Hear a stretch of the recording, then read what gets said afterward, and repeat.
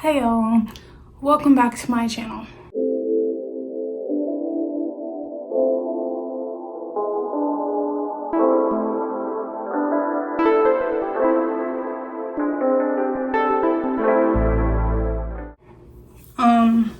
As you can see by the title, this is another book haul, but in my defense, I was gonna film something else, but then that something else didn't happen, so I couldn't film it, and I need a video to post. So I've accumulated books over time. I didn't buy these all at the same time, so some of them I have already read. I've already read half of these that I'm gonna show, but I was still like, I need a video, so I'm gonna do a book haul because I haven't shown these books on my channel. So some of them came from Target. These also came from Target, all at different times, as I mentioned. And then these books, we have a Barnes & Noble's on campus. It's not like an official Barnes & Noble, it's a Barnes & Noble bookstore. It's mostly just school year, but there's like a small book section. So books came from the Elon, Barnes & Noble's bookstore, and Target. And I probably would say I got these books in like, I don't know, 3 weeks. 3-week span. I have collected all of these books and I'm going to show them to you guys. It just makes sense for me to start with the books I've already read. Usually when I have already read a book, I don't talk about my predictions, I just read the back and what I thought of it. So we're gonna do that first. This one came from Target. Fake It Till You Bake It. This was such a cute romance book. I'm still in my romance era, so I have a handful of romance books, but I actually really enjoyed this one more than I thought, especially because I'm still trying to figure out these romance books. This was originally 20% off from Target, so I will do the math and put the price on the screen for you guys because I don't know where this receipt is. Jana Townsend Matthews is the most rivaled woman in America after turning down a marriage proposal on a reality dating show. When she comes home to lick her wounds, Jada finds herself working at San Diego's newest cupcake bakery, Sugar Blitz, alongside the uptight owner and professional football player, Donovan Dell. When a reporter mistakenly believes Jada and Donovan are an item, they realize they can use this misunderstanding to their advantage to help the struggling bakery and rehabilitate Jada's image. Faking a relationship should be simple, but sometimes love is the most unexpected ingredient. Fake It Till You Bake It is a sweet confection of a novel, the perfect story to curl up while enjoying a cupcake on the side. Loved this book. I read this in maybe like 2.5 hours. Super quick. It's only like 300 something. 321 pages. So it's not that thick. But, or if you want to split it up, you can. But I would definitely recommend reading this one in one setting because it flows really well, and absolutely loved it. Loved it. We love to see Black love. But yeah, this is definitely a top romance book for me. And I can't really say too much more because then I'll spoil it. Well, I can say. So like Donovan, he is a football player. He got his degree in entrepreneurship or business, and then he also is the owner of Sugar Blitz, the cupcake bakery. And then Jada, she was on this love show, My One and Only, and she turned down the guy. So she's been like in the media because of her exposure on the show, and that's all I'll say. So the original price was $16.99. Again, I'll put the price on the screen and do the math to the price that I actually got it for. So this is the first one, Fake It Till You Bake It by Jamie Wesley. Moving on to another Target book, The Accidental Pinup, and this is by Danielle Jackson. This one was also 20% off. I bought these two together. Rival photographers are forced to collaborate on a body positive lingerie campaign, but they might have to readjust their focus when sparks fly. Photographer Cassie Harris loves her job, her company, excuse me if I say this wrong, Buximo Boudoir, makes people look beautiful and feel empowered with her modern twist on classic pinup photography. Cassie's best friend Dana is about to launch her own lingerie line and wants Cassie to shoot and direct her in the career-changing national campaign. But company politics and Dana's complicated pregnancy interfere, and Cassie finds herself a proud plus-size Black woman not behind the camera, but in front of it. Though she's never modeled before, Cassie's pretty sure she can handle the sheer underwear and the caution tape bralettes. She's not sure she can work so intimately with the chosen photographer Reed Montgomery, her longtime competitor in the Chicago photography scene. But there's more to Reed's easygoing demeanor and flashy photo style. Their chemistry is undeniable on set, and feelings can develop faster than film. The last line is so true. I think this book moved a little too fast. It was okay. I kind of wish they would have slowed down the romance a bit. I feel like we jumped straight into it and it was like, whoa. It was still a cute little romance book, but I would say to slow that down because it went a little fast paced at some points, and to me I didn't like that. Just slow down. There was a lot going on, but it was really cute. I love the ending. It was a great little wrap up. And this is also another fast paced because that's acknowledgements. 302 pages. So this is another fairly quick read that you can kind of sit and read through, or split it up, whatever you like. And the original price for this book was $17. So again, The Accidental Pinup by Danielle Jackson. Now moving on to these Target books. I've read 2 of the 3. I might have to switch the order because some of them.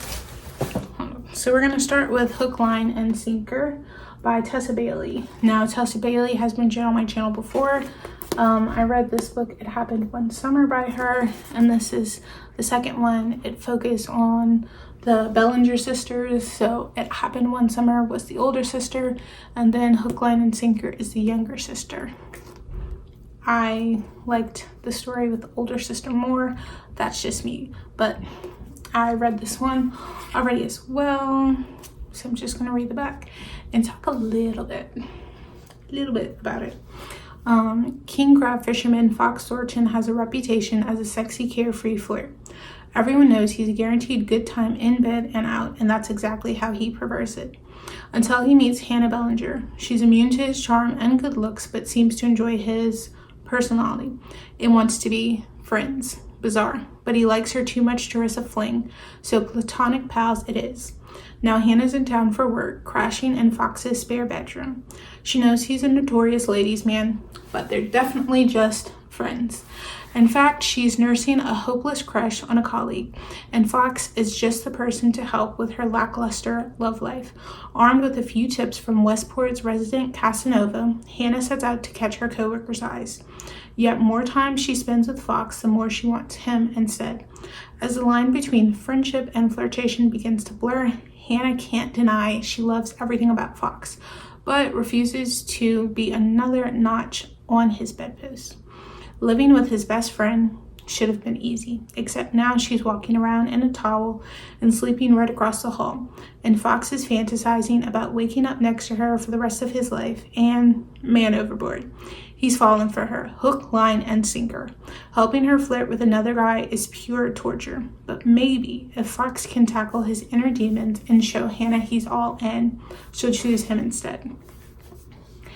To me, I felt like the story went on a little longer than it needed to. Their romance was kind of cute, but I enjoyed the romance with her sister. And It Happened One Summer. And it's saying that there's another person in the picture, but honestly, it's not really a love triangle because it just feels like they don't have any chemistry to begin with, so it's like kind of just a thrown in person that doesn't really make a difference, because it feels like Hannah had already made her mind up beforehand. So those are just my thoughts. I mean, I read it, but I enjoyed the first one more. It happened one summer, but it is like a series. I think you can read them out of order. I just read them in order because it made sense to me. It touches like a little bit on what happened in the first book to kind of continue to where we are here, but she also has a sneak peek in this book for the first book, so I guess she left it up to however you want to read it, but I read them in order. Yeah, so Hook, Line, and Sinker by Tessa Bailey, and the original price for this one was $15.99. This is not the right receipt. Hold on. Okay, and I got it for $12.79. Okay, moving on. So I'm going into the Barnes & Noble bookstore bag because I need these to cross-reference. Now, this is Neon Gods by, I don't know if it's just Kate Robert or Katee Robert, but this is also a series, and I got the second one from Target. That's why I had to start with this one. It's like 7 in the series. 1, 2, and 3 are out, and I believe 4 and 5 are coming out in 23, and then 6 and 7 are, nothing is announced for those yet, but they're coming. So it's 7 books in the series. 3 are currently out, 2 are on the way next year, and then 2 more in the works.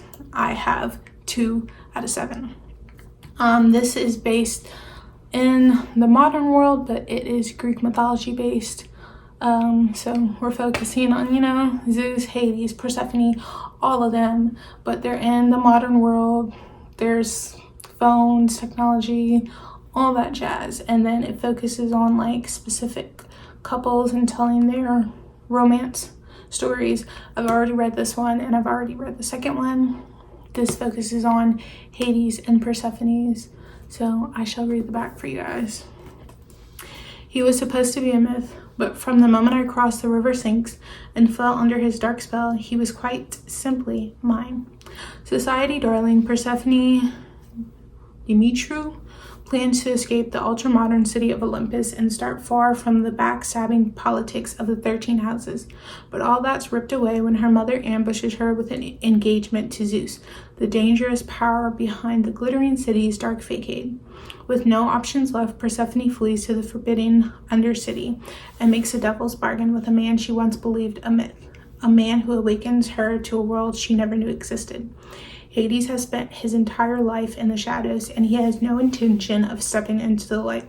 But when he finds that Persephone can offer a little slice of the revenge he spent years craving, it's all the excuse he needs to help her, for a price. Yet every breathless night spent tangled together has given Hades a taste for Persephone, and he'll go to war with Olympus itself to keep her close. A modern retelling of Hades and Persephone's that is sinful as it is sweet. So if you know Greek mythology, Hades and Zeus have never got along. They're brothers, but it's very complicated. So that's why Hades is helping Persephone just to get back at Zeus, and it kind of takes place there. But Persephone's mother is Demeter. She has $4, I believe, and she tries to set Persephone up with Zeus. Persephone isn't having that. She ends up in the underworld seeking help from Hades. And that's kind of all I can say without giving too much away. I did read this one fairly quickly as well. This has 377 pages. It was very good. It was like fast paced, but it was like a slow burn, but it was also fast paced and keeping you engaged in the story. So yeah, Neon Gods by Katee Roberts. And price. So, what receipt am I looking for? The original price for this is $14.99. I think that's what I got it for. Yes, I got it for $14.99 because this was from the Barnes & Noble bookstore. There were no sales. And then moving on to the second one. To me, the second one's coincide because this focuses on Persephone's sister, Plythe. Because as I said, Demeter had 4 daughters. As far as I know, the third book focuses on some other people in Greek mythology, no longer any of Demeter's daughters. I could be wrong, but I would say read them in order, especially the first 2, because it's family related. But here we have Electric Idol by Katee Roberts, another fast-paced gem. I will say I enjoyed Neon Gods more. This one is 374 pages. He was the most beautiful man in Olympus and the most deadly. In the ultra city of Olympus, there's always a price to pay. Psyche, Demeter, knew she'd have to face Aphrodite eventually, but never expected her literal heart to be at stake, or for Aphrodite's gorgeous son to be the one ordered to strike the killing blow. Eros has no problem shedding blood. Raised to be his mother's knife in the dark, he's been conditioned to accept that he's more monster than man. But when it comes to take out his latest target, he can't do it. Confused by his reaction to Psyche's unexpected kindness, he does the only thing he can to keep her safe. He binds her to him, body and soul. Psyche didn't expect to find herself married to the city's most dangerous killer, but something about Eros has wakened a fire in her that she's never felt before. As lines blur and loyalties shift, Psyche realizes Eros might take her heart after all, and she's not sure she can survive the loss. A modern retelling of Psyche and Eros that's as sinful as it is sweet. So again, Demeter is trying to set up one of her daughters with Zeus. Homegirl wants one of these daughters to be Hera, which is basically the ultimate goddess and as powerful as Zeus. Because Demeter herself just got put on a 13, which I didn't explain when I was talking about Neon Gods, but the 13 is basically the original gods and goddesses: Zeus, Athena, Apollo. No, he's not in it. Poseidon, Hades, and sometimes they have to cycle more people in. Demeter was cycled in to get in the new position or whatever. And then because of how Demeter is trying to constantly set up her children to take the Hera spot, what's her face? Aphrodite. She's really not having it. She feels like Demeter is being power hungry. So she basically tells her son Eros, like, deal with this girl, deal with Psyche, because Psyche was the next one to be set up with Zeus. And Eros, eventually, he can't do it. He ends up giving her this option, like, I'm actually going to save your life, tie your life to mine, and marry you, and you'll be my wife. And then my mom can't do anything. And that's kind of where we go. There's a lot going on with all of their family dynamics, but this one was good. I read this one quick, but again, I like Neon Gods more, and I'm looking forward to reading more of Katee Roberts' books because I like Greek mythology, especially when they put it, you know, modern retellings, because I think those are always fun. And there's not that many Greek mythology books out there. So there we have it. Electric Idol by Katee Roberts. The original price for this was $14.99. I got this one from Target. So this was also 20% off. So I got it for $11.99. Now, the rest of my books are part of a series. So I can only read the back of one of them. So we're moving on to Barnes & Noble's. I bought 4 books in the series from the Barnes & Noble's bookstore, and I bought the last book from Target to complete the series because the Barnes & Noble's bookstore didn't have all the books. This is A Court of Thorns and Roses by Sarah J. Maas. This currently has 5 books in the series, but I think she's going all the way to 7 or 8. All I know is the 5th one, like, just came out a couple months ago. That's why the Barnes & Noble bookstore didn't have it, because it was like a newer version as opposed to these came out a while ago. So I'm going to, like, these 5 books that I have left, this series, they're the only books that I have not read because it's a series, and some of these books are actually pretty thick, and I knew they were going to take me time. So I was like, when Thanksgiving break comes, which is about to come, I'm going to read those over break when I have time. From the #1 New York Times bestselling author Sarah J. Maas comes a seductive, breathtaking book that blends romance, adventure, and fairy lore into an unforgettable read. When 19-year-old huntress Fairy kills a wolf in the woods, a terrifying creature arrives to demand retribution. Dragged to a treacherous magical land she knows about only from the legends, Fairy discovers that her captor is not truly a beast, but one of the lethal immortal fairies who once ruled her world. At least he's not a beast all the time. She adapts to her new home. Her feelings for the fairy Tamlin transform from icy hostility into a fiery passion that burns through every lie she's been told about the beautiful, dangerous world of Fae. But something is not right in the fairylands. An ancient wicked shadow is growing, and Fairy must find a way to stop it or doom Tamlin in his world forever. So I feel like the back doesn't give you too much away. So I'm excited for that. It's interesting. I'm trying to see how many pages this is. 416. So it's not, this is one of the lighter books in the series. There are some other ones that are pretty thick. This is one of the lighter ones at 416. I am excited because I've been hearing about this book a lot. It has been trending a lot. I finally decided to buy it only because I read the sequel to Witches Steeped in Gold, Emperor's Crowned in Red, before I came up here. And that one was like 800 something pages. So then that just basically told me I could read these thick and heavy books if I set my mind to it. So I finally bought the series because I know some of the books are close to a whole lot of pages. But yeah, the back doesn't give a lot away, so I'm not sure what we have going on. Obviously the huntress is probably gonna fall in love with the fairy because it's that's what it's giving, maybe enemies to lovers, to see what happens.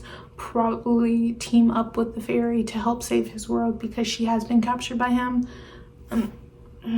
That's all we kind of have right now, but it obviously has to be a lot going on because there's currently 5 books in the series and 2 more being made. So maybe other characters get brought in, we focus on their stories, I don't know. And I can only show y'all the next books in the series. I can't read the back of them because I have not read this book. And again, for the 4 that I'm about to show came from the Barnes & Noble bookstore, so they were all regular price. This one, $18. So again, this is A Court of Thorns and Roses by Sarah J. Maas. The second one in the series, A Court of Mist and Fury. This is one of the thicker ones at 621 pages. The second one. The third one, A Court of Wings and Ruin. Something real thick. 703 pages. Oh, I didn't tell y'all the price. The price for this one is $18, and the price for this one is also $18. And again, this is book 3. The 4th book, the smallest one, A Court of Frost and Starlight. This price was $16, and then it has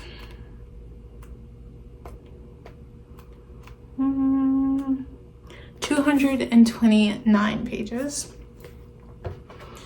And then the last one that I have to show y'all, but also the last one that I have in this series currently, the 5th book I got from Target. It was 20% off. A Court of Silver Flames. And the price for this one, we're going back to a whole lot of pages. 757 pages. The original price is $19. I got it for $15.29. And this is the last one. So those are all of my books. It's a lot of books, but technically I already read half of them. So yeah, just to show through again all of Sarah J. Maas, the books. A Court of Silver Flames. Yep. Then A Court of Frost and Starlight. A Court of Wings and Ruin. Almost done. A Court of Mist and Fury. And then bringing it to the first one of the series, A Court of Thorn and Roses. Going back to Katee Roberts, Electric Idol, which is the second one in her Greek mythology series. And the first one is Neon Gods. Going to Tessa Bailey, Hook, Line, and Sinker, which is the second one in the Bellinger Sisters series. The Accidental Pinup by Danielle Jackson. And lastly, bringing it back to our first one, Fake It Till You Bake It by Jamie Wesley. Those are all of my books. And I'm not sure what this next video is going to be, because I'm not sure what I'm doing anytime soon. I had to come up with this video on the spot so I could have a video to post. So I'll see y'all in the next video, whatever that may be. If you like this video, please give it a thumbs up. If you'd like to see more, please hit the subscribe button down below. Peace and blessings, my loves.